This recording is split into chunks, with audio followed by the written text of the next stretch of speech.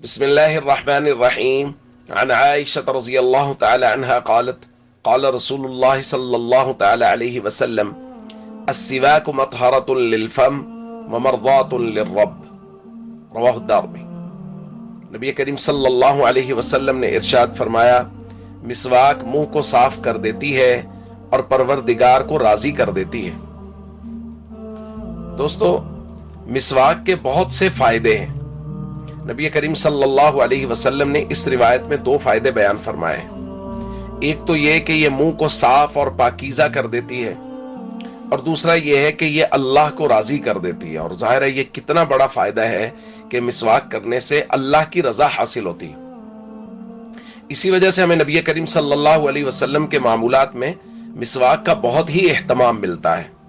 ابن عباس رضی اللہ تعالیٰ عنہما نے جو رات نبی کریم صلی اللہ علیہ وسلم کے گھر گزاری، اس کا حال بیان کرتے ہوئے وہ ارشاد فرماتے ہیں، فَلَمَّا اسْتَيْقَظَ مِن مَنَامِ، جب حضور نیند سے بیدار ہوئے، اتا طہورہ، حضور اپنے پانی کے پاس آئے جہاں سے حضور نے وضو کرنا تھا، فَأَخَذَ سِوَاكَهُ فَاسْتَاكَ، اور حضور علیہ الصلوۃ والسلام نے مسواک لی اور سب سے پہلا کام کیا کیا؟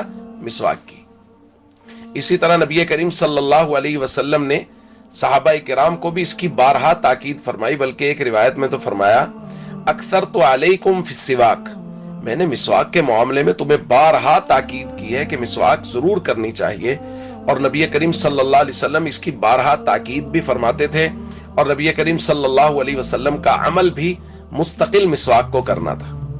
تو اس لیے ہمیں اس معاملے میں بہت زیادہ اہتمام کی ضرورت ہے۔ مسواک کو باقاعدگی سے روزانہ کی بنیاد پہ ہر وضو کے ساتھ کرنا چاہیے۔ نبی کریم صلی اللہ علیہ وسلم نے ارشاد فرمایا، اگر میں اپنی امت پر دشواری محسوس نہ کرتا تو ہر نماز کے وقت انہیں مسواک کرنے کا حکم دیتا۔ دوستو، مسواک نبی کریم صلی اللہ علیہ وسلم کی محبوب ترین سنتوں میں سے ایک ہے، اور ہمارا چونکہ وضو کا بیان چل رہا ہے اور مسواک بھی وضو کی سنتوں میں سے ایک سنت ہے، جیسا کہ سیدہ عائشہ رضی اللہ تعالیٰ عنہ کی روایت ہے، فرماتی ہیں کہ ان النبی صلی اللہ علیہ وسلم لا يرقد من لیل ولا نہار فیستیقظ الا یتسوق قبل ان یتوضا، کہ نبی کریم صلی اللہ علیہ وسلم دن اور رات میں جب بھی کبھی آرام کرتے اور بیدار ہوتے تو بیداری کے فوراً بعد نبی کریم صلی اللہ علیہ وسلم وضو کرنے سے پہلے مسواک فرماتے تھے۔ تو وضو کرنے سے پہلے نبی کریم صلی اللہ علیہ وسلم کا مسواک کا معمول تھا۔ تو یہ نبی کریم صلی اللہ علیہ وسلم کی مبارک سنتوں میں سے ایک ہے، وضو کی سنتوں میں سے ایک ہے۔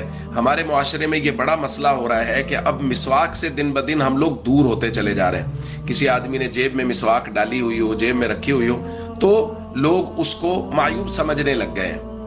حالانکہ صحابہ کرام کا تو معمول یہ تھا۔ حضرت زید بن خالد جو ہماری آج کی روایت کے راوی ہیں صحابی، ان کے بارے میں تو آتا ہے کہ انہوں نے مسواک اپنے کان پہ رکھی ہوئی ہوتی تھی، اور جب بھی وہ وضو کرنا ہوتا نماز سے پہلے وہ مسواک کرتے تھے۔ تو اس لیے ہمیں مسواک کا معمول بنانا چاہیے۔ لوگ دیکھ کے کیا کہیں گے بھائی، اس سے کوئی فرق نہیں پڑتا۔ اللہ اور اس کے رسول کا اگر محبوب اور پسندیدہ عمل ہے تو ساری دنیا بھی اس کو برا محسوس کرتی رہے تو پڑھی کرتی رہے، ہمیں کیا فرق پڑتا ہے؟ ہمیں تو فرق پڑتا ہے اللہ کے پسند کرنے سے اور اللہ کے محبوب صلی اللہ علیہ وسلم کے پسند کرنے سے۔ جب انہیں پسند ہے مسواک کرنا تو پھر مسواک کا معمول بنائیں اور مستقل اس کو اپنے پاس رکھیں۔ السلام علیکم ورحمۃ اللہ وبرکاتہ۔